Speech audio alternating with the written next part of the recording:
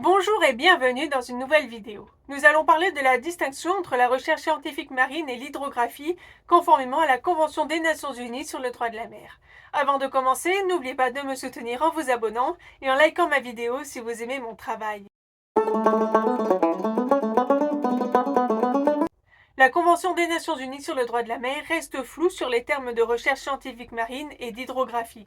Ainsi, recherche scientifique marine et levée hydrographique ne sont pas définis et leur distinction n'est pas forcément claire. La première conférence des Nations Unies sur le droit de la mer a établi un régime clair pour la recherche scientifique marine, mais pas pour les levées hydrographiques. Essayons de distinguer ces deux termes. Le terme recherche scientifique marine est le terme générique le plus utilisé pour décrire les activités menées dans les océans et les eaux côtières afin de contribuer à la connaissance scientifique de l'environnement marin. Cela inclut l'océanographie, la biologie marine, la recherche sur les pêcheries, la géologie marine, etc. On s'y réfère pour tout ce qui concerne la collecte de données marines ou de recherche en mer, alors que les levées hydrographiques sont sujets à un régime juridique différent. Un levé hydrographique est la collecte de données afin de créer des produits, par exemple des cartes marines pour la navigation, et comprend notamment la mesure de la bathymétrie, c'est-à-dire de la profondeur des fonds marins, l'étude de la nature du fond marin, la mesure de la force ou de la direction des courants, l'étude de la marée, la mesure de niveau de la mer.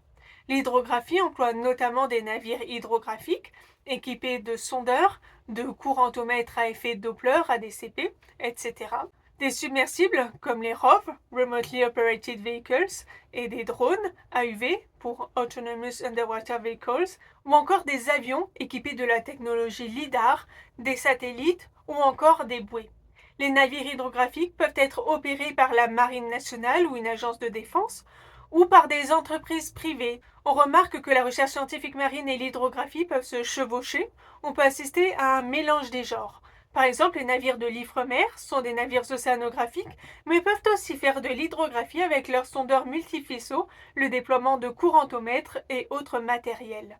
Certains États considèrent que les levées hydrographiques peuvent être menées de manière libre, sans autorisation de l'État côtier dans la zone économique exclusive, ZEE. C'est le cas notamment des États-Unis et du Royaume-Uni, à l'inverse de la recherche scientifique marine. D'autres États n'ont pas ce point de vue.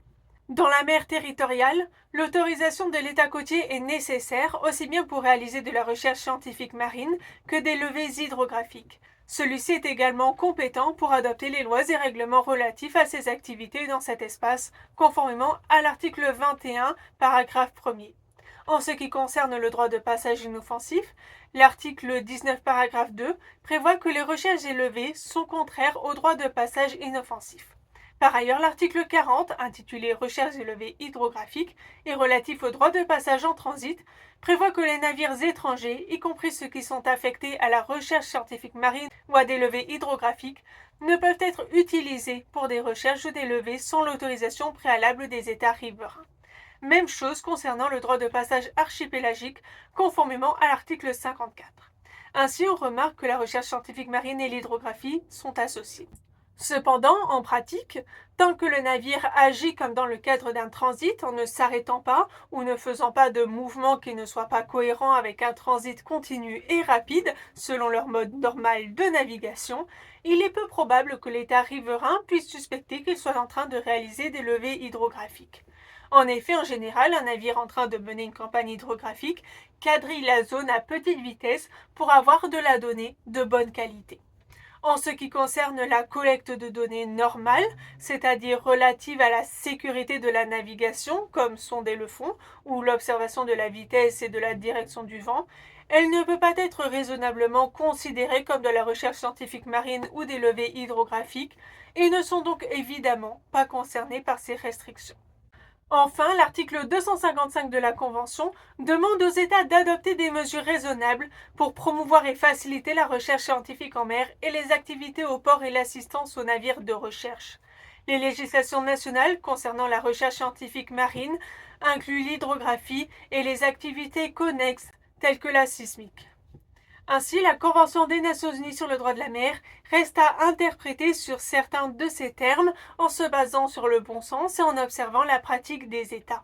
Le droit est avant tout voué à s'appliquer en pratique et c'est à ceux qui l'appliquent de faire preuve de la flexibilité d'esprit nécessaire afin d'appréhender ces notions en considérant les formes diverses qu'elles peuvent prendre et leur finalité.